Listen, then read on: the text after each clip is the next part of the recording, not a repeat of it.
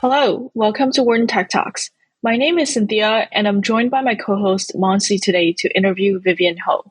Vivien is a partner at Pear, leading Pear's healthcare and climate practice. Based in Menlo Park in San Francisco, Pear VC is a seed specialist fund investing out of their fourth fund of $432 million. Outside of working with portfolio companies, Vivien leads Pear's female founder circles and also hosts the Pear Healthcare Playbook podcast.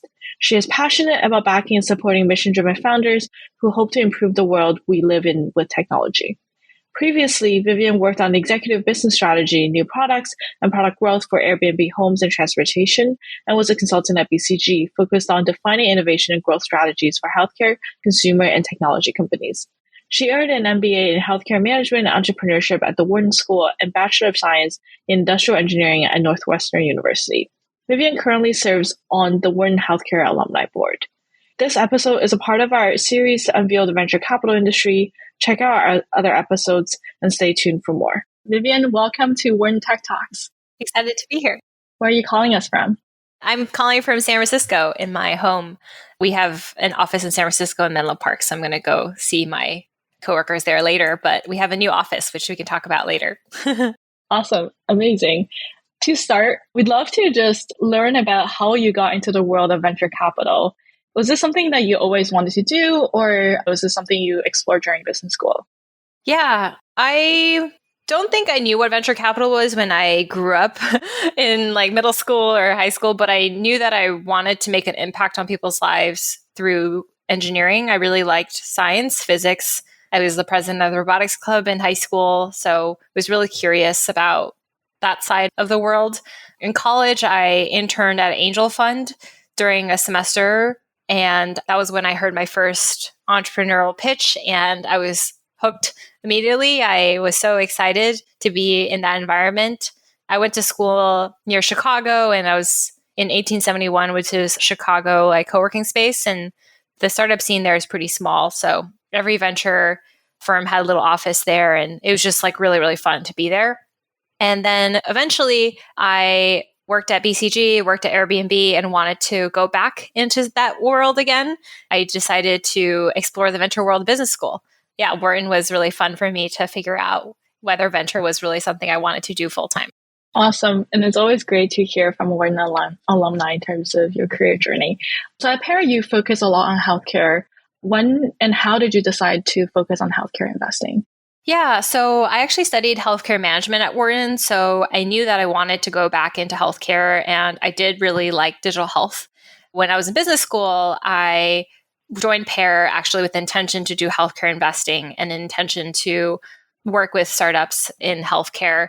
But where I really started to want to do healthcare was when I grew up in Shanghai. During the summers when I had to figure out what to do with my time off, I decided to intern at hospitals, and I didn't have a lot of skills. So I basically just moved paper records up and down and sat in the basement and waited for instructions to send more records in different rooms. And I was actually really excited to be there. I really enjoyed being around clinicians, being around patients.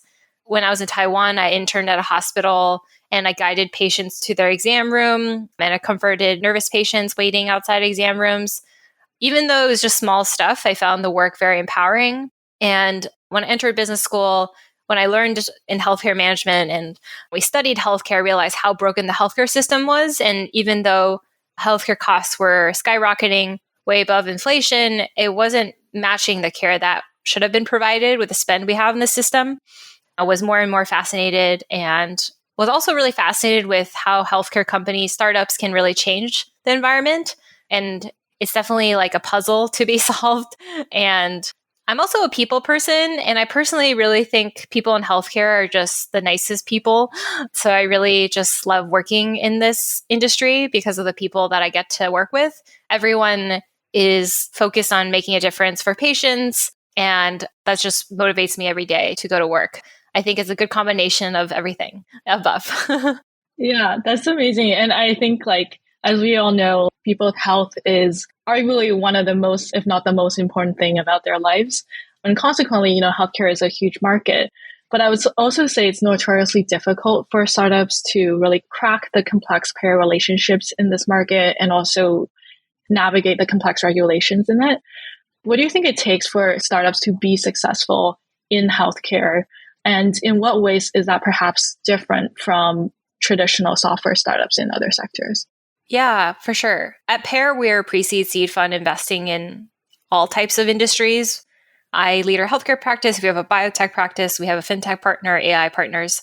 I often see other companies in the AI world or in the biotech world, and we get to compare a lot, which is great. And I also think, which is what makes Pear special, is that we get to see a lot of different industries. And I have a whole theory from a book called Range, where having access to different industries allows you to drive better innovation and drive better success.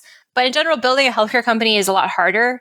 The good thing is that, I guess, a good bad thing is that there are a lot of inefficiencies. So there are a lot of problems to be solved, which is always good for startups. You need to make sure you're solving a real problem. If everything is going smoothly, then there is no business to be built and you're not solving anyone's pain point. In general, if you look at sort of the average age, I think when I was taking a Wharton class in VC, they were saying the average age for a unicorn founder was around like 30 to 32 age, which is contrary to what people think. Like people think Mark Zuckerberg that's where all the founders come from when they're 18 or 17. But actually, it's people who have a little bit more experience and they have lived through some pain points in their careers. In healthcare, you have to add a couple years on top of that. And I think to me, that indicates that healthcare is just an industry that you just need to have lived experience in, whether you're a doctor, whether you have worked in the industry, whether you have experienced a really painful patient experience and learned a lot from it. I had to do a whole MBA on it, and I still have questions about what's the latest regulation and what are the tricks and things that you could build in terms of different structures in the healthcare system. So it's just really hard to jump into. Every industry is hard. Any B2B industry is hard because you have to sell into enterprises, and it takes a long time for anyone to make a decision in terms of enterprise and workflows. But you can't just build a beautiful healthcare app and expect people to use it and pay for it. You have to work with payers, providers, regulators, pharmacies. That's why I think investing in healthcare is so interesting, because I think personally, like the more complicated the industry is, the more there's opportunity advantage for people who've been in it for a long time. For consumer, I think some people are really good at investing in consumer, but consumer companies already work when you invest. There's already like people who love it. Whereas like in healthcare, it's like, okay, at least for pre-seed, we're investing in a company that has maybe one pilot and some customers that say they want to use it. There's a lot of work to be done and it's hard. I also really think that for healthcare startups, like I said, you really need people who work in the space. You need the MD perspective. You can't just build software for doctors and not talk to a doctor, especially when they're already so burnt out and they're already so busy and they may not want more technology. I think it's really important to have clinicians in the room validating the solution. You also really need to think about go-to-market. Go-to-market is one of the most important things in healthcare, because you could say, like, let's say I'm building a virtual mental health solution. You can sell to employers, you can sell to providers, you can sell to schools, you can sell directly to the patients. But each one of those are like a different type of company. So you really need to think about the incentives of the buyer and what your initial wedge is, how you're solving a hair on fire problem. But a lot of like building a startup in healthcare, I think your question on like what makes them successful, not as successful, is the ones that crack the go-to-market and figure out what is something that I've built that people are willing to buy. And even though they aren't the end patient, they may be the payer and they have an incentive to lower costs. And therefore, that also helps patients. You kind of need to solve for multiple angles. And in short, it's obviously really complicated, but also really exciting, because I think it's like solving a puzzle. Yeah, that's wonderful. And there's so much to pull on there. I think one thing you mentioned is the importance of go-to-market. For the companies that you typically invest in at the pre-seed stage, how do you advise these founders to validate that go-to-market piece as fast as possible? Yeah. I think you need to evaluate what's the minimal viable team. If you're building a company selling to employers, do you have anyone on your team that has sold to employers? Do you have anyone on your team that has built software solutions in healthcare that's HIPAA compliant? You need to make sure you have the right pieces. If you don't, then like go hire those people. And if you don't have capital to hire them, they're not your co-founders, and go bring on advisors. I think you really need to surround yourself with key industry veterans and clinical KOLs to like get trust for the buyer on the go-to-market side, right? If you think about a hospital, they're going to they probably get pitched all the time. Like I talked to the CIO of Geisinger, and they have a whole team that evaluates companies. They're unlikely to buy a product that is a startup with two people and an idea trying to fix the operating room schedule because there's too much risk for the patient. But they're maybe more likely to try something out that's maybe clinical documentation where the physician has to check it over before it's submitted. You have to think through what are they willing to test and what risk tolerance they can have. You have to really have empathy for the hospital.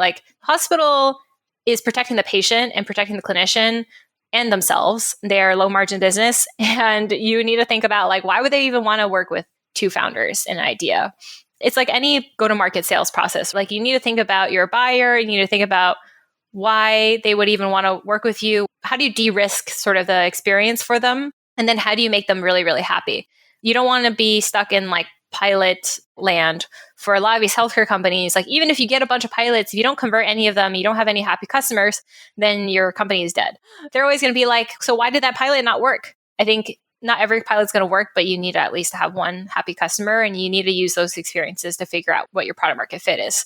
There's a lot to do, but I think that's the very start. Just surrounding yourself with the right people and really understanding the perspective of the customer, which is true for any ideation for a founder, right?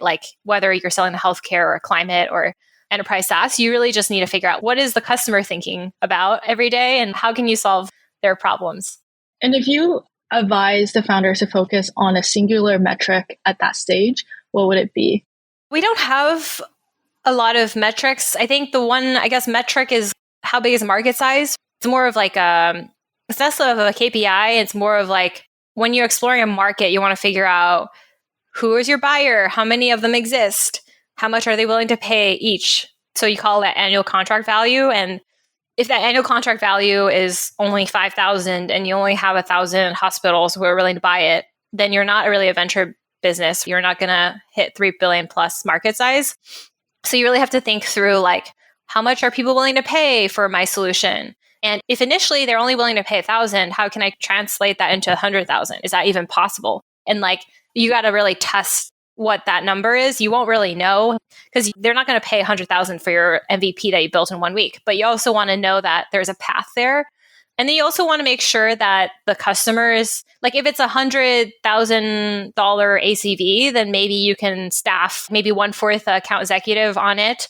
But if it's a 10,000 ACV, but there's a lot of customers, then you need to figure out how to make it self-serve and maybe have a call center. So you got to think about what is the size of these. At the end of the day, you need to figure out how to make money. And if they're not willing to pay a lot of money for your product and there aren't a lot of customers, and if you want to build a venture-backed business, then it isn't worth pursuing. You should use that as a way to figure out how to pivot. If you decide, I actually want to build a private equity business, or I just want to build a business and I don't want to dilute my cap table, I want to own it all. I think it's a really good idea. I think entrepreneurs come in all shapes and forms, and we're just in the business of kind of venture returns. So that's what we look for. That makes sense. And looking forward, there's a lot of really exciting trends in healthcare right now. For example, from evolving care delivery models to applications of AI in healthcare. Are there particular thematic trends that you are really excited by? Yeah, I think because we live in San Francisco, probably AI is everywhere. I've been really excited about healthcare AI for the last year, and I've been working really closely with my AI team as well. Since the space is moving so quickly, the technology is changing so quickly. But in healthcare, I think there's so much opportunity. If you think about healthcare, 30% of all data in the world is generated by healthcare.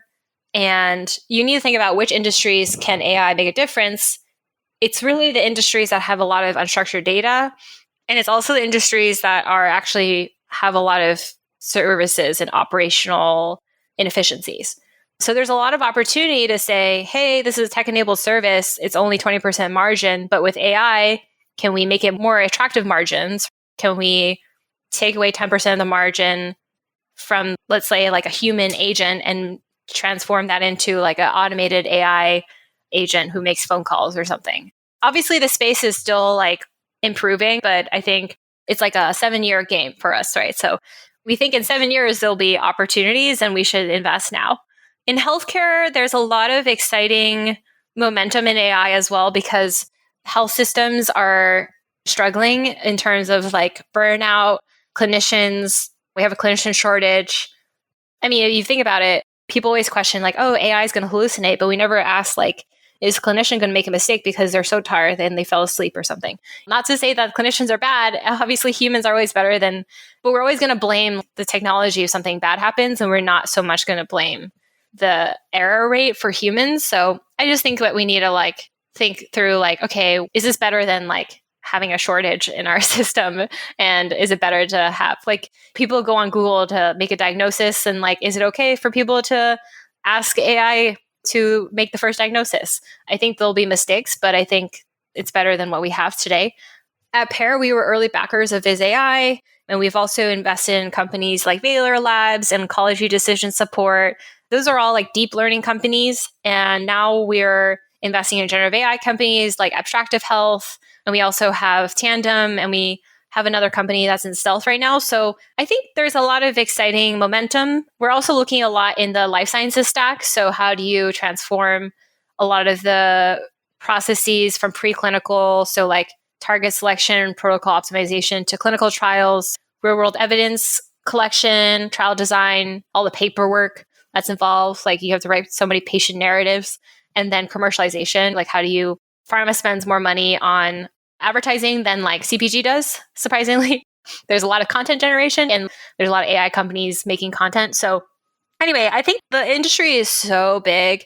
There's so many ways to solve these problems with AI. So we're really excited to see more companies there. We obviously are excited about the non-clinical workflows, like the clinician documentation component. We've been really excited about Abstractive Health, one of our companies. They've built their own fine-tuned model on an open source model, and they have spent 10 years integrating to Epic. So you really need to find not just the right space, but the right team to build in that space. I think it's going to be a mix of like researchers, but also clinicians, but also people who know healthcare. We'll see what happens. Super interesting. And I'm kind of curious, within the healthcare ecosystem, you have the payer stakeholders, the providers, whether that's large health systems or mid-sized providers, and then of course, other players like pharma, as you mentioned. Which of those stakeholders seems the most ready to sort of take the AI revolution and really run with it? And where are you noticing significant inertia still? Yeah, I think the good thing about this AI revolution that's happening across all industries is that everyone's excited about what it can do for them, even though it's still really early. Like, I don't think if someone could automate my work, that would be great. I think that hospitals initially were seen as really difficult to sell into, and now they're like interesting buyers, because I think it's like when they're struggling so much with the burnout and the clinician shortage, they're like, yes, we need something that works, not just something. And it's a dire situation. So I think a combination of like that environment, but also new AI technologies, they've been more excited to adopt technology. They're still not going to like launch something overnight. They're still going to test it out in a small setting and then expand it. But I think it's a little faster than before. I think on the employer side, employers are just not really buying new benefits for their employees. It used to be a really interesting go-to-market. It's almost like there's too many companies that have been sold into employers that they're like, okay, we don't need like 7 different startups for our employees. And also, if you think about the market really drives why employers pay for benefits. Like if it's a tight labor market, they have to go have more benefits. If it's not a tight labor market and people just want a job, then I'm not going to pick my job based on like if there is like a benefit for mental health necessarily. I just want a job. It depends on sort of the market environment right now. And I think these days there's a lot more demand for jobs than before. In terms of payers, they've always been great. I mean, every customer is hard to sell into. So it really depends on like what you're selling. Like if it really matches what they're looking for, if it's their top 1 priority or top 2 priority, it's going to be easier to sell into. If it's the bottom of their list, then like you're never going to get them to pay attention. I think they're all excited. I think there are some ebbs and flows in terms of like who has bigger problems than others right now. Sure. Super helpful. And switching gears a bit, we have a pretty big listener base and student base that's interested in entrepreneurship. So thinking back to the companies you've evaluated at the pre-product market fit stage, what are some great things that founders are doing? And then what are some mistakes you typically see that you would advise an entrepreneur or founder to stay away from? Yeah. I think in general, starting a company is incredibly hard. It's kind of glorified as like, I'm a founder and I'm building something that's going to change the world. But really, like, how many companies succeed? And it's very few. I would really want to make sure that's something you want to sign up for in the first place. We obviously love having more founders in this world because that's our business, but we believe so much in coaching founders, first-time founders who may not know how to hire their first employee. Like, we have a whole talent team doing that. But I just think really, like, do you really want to start a company? And what kind of company do you want to start? Is it a venture-backed business? Is it a PE business? Is it like a real estate business? It can be all of the above. And then once you decide that you want to start a company, really taking that energy and making sure you use it well. So finding product market fit is really, we call it like the drunken walk phase. You have an idea, you go test it, you have a hypothesis, and you realize no one wants to buy it. You go back to the drawing board, you come up with a new idea. You just want to make sure that iteration process is really quick so that you don't lose your energy. Could you imagine, like, you work on something for 4 months, you find out no one wants to buy it, and you pivot, and then you start over and you do 5 more months, and then you're like, and then a year passes and you're like, what did I do? Right? So I think you just want to make sure that you keep that iteration cycle really quick, but not too quick. You still want to make sure you go deep. Like, you're never going to find insight sitting obviously out there. It's going to be deep in like a bunch of customer conversations. And if it's a space that you don't have experience in, then you're going to have to take an extra step of learning that space. So it's always better to have like a founder market fit. But if you don't have that, then like you got to go find advisors and all that. So I think the common mistake is going to work on something and then not validating it fast enough. And being open to feedback. When we work with companies in our PearX bootcamp for pre-seed founders, every week we're very focused, like, what are we trying to prove? Are we trying to get one customer? Like, let's put all our effort into one customer. There's only like so many hours in a day. You need to figure out where to spend your energy. And you're never going to solve everything in day one. You want to just de-risk a couple things, the biggest risks in your company. And like, you go figure out what those risks are, and then you go try to answer those questions. It's like a science experiment. So yeah, I think like if you don't pivot fast enough, then you end up, if a good founder in a bad market doesn't result in a big company. And a good founder in a good market makes a big company. So you want to find that market and learn quickly. And so I think the best founders are the ones that are really open to feedback, really curious, really focus on learning, self-development. And even when you figure out that product market fit, then you have to go like hire a team. You have to go scale. You have to do your like own accounting. You have to do your own HR. Like, you don't have any resources.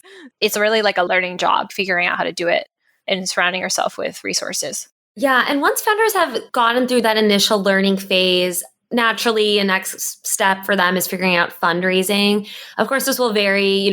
Some companies might choose to be bootstrapped for as long as possible. Some might be able to secure something from friends and family. But what's your advice in regards to when a company should seriously start evaluating funding needs and starting to network with either angels or institutional capital? Yeah, I think it depends on if the founders need runway. If they need to raise money to feed themselves, then I think people should go raise money, especially if they don't have savings or rich angels. But I also think the first capital you raise is the most expensive capital because you're going to have the lowest valuation. You're going to give a lot of your company away. And good founders don't want to give their company away.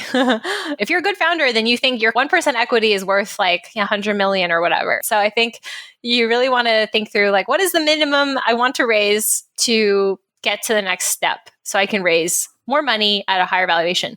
I think when you go out to raise, there's a lot of money out there really in the last few years, which is great. It's definitely harder to fundraise than ever, but there's still a lot of money out there. I think you got to really think about, do you have a story to tell? Have you practiced with a few friends? Don't go out there just cold to your favorite investor. Like, really think through, what is your pitch? Why do people want to give you money? And then do the whole, like, think like an investor, right? Like, why are you the best person to solve this? Do you have enough credibility there? If not, maybe you need a co-founder, maybe you need to find advisors.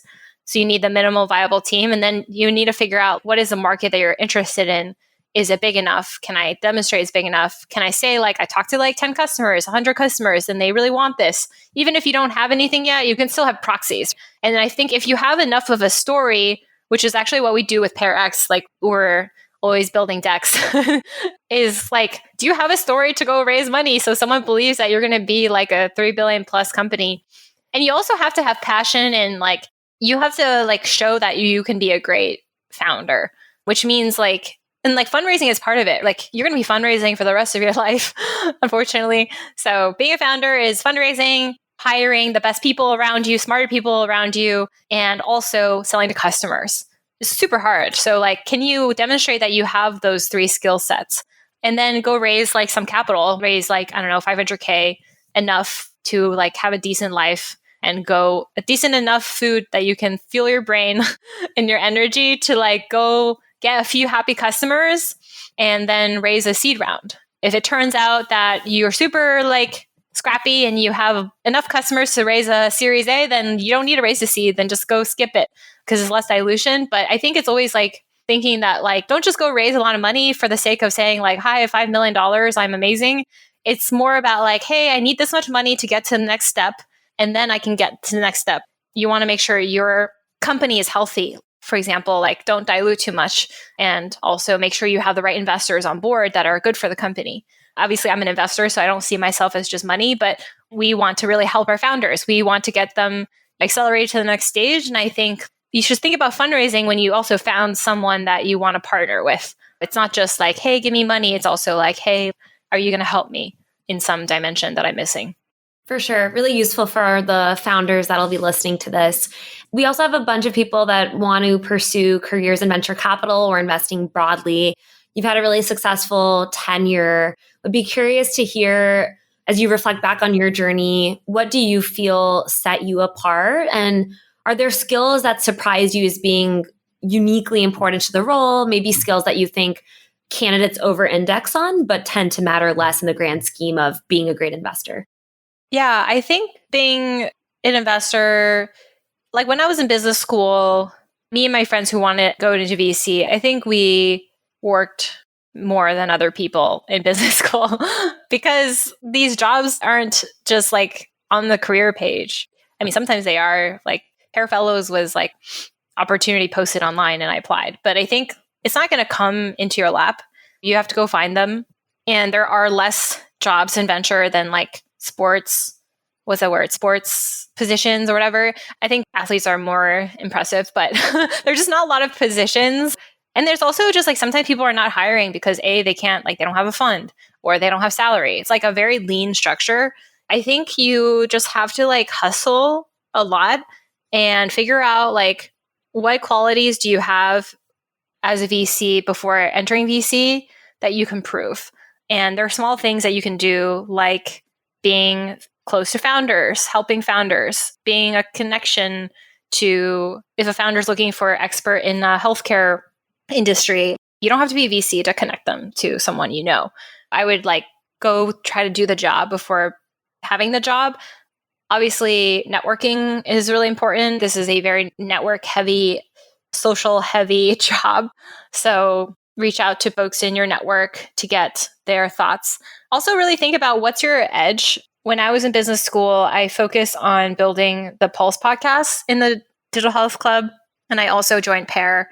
And I use that as a platform to go work with founders, talk to founders. And then I was oh, we don't have a healthcare lead at Pear, so I can go be that person. So what can I build at Pear? So I built a podcast at Pear and we built a healthcare advisory council. So I think it's pretty entrepreneurial. Think about what is your product to founders and what resource do you have around you to just make the most out of whatever you have. You're part of the MBA fund, that's a great way to go see if you are a good investor. Go build your own track record. If you can angel invest, go angel invest and put your dollars where you would have put if you were an investor. Sometimes there's just no opportunities for some reason and you have a backup plan. I was if I don't get into venture, I'm going to go work at a startup that I love, which sounds really fun actually.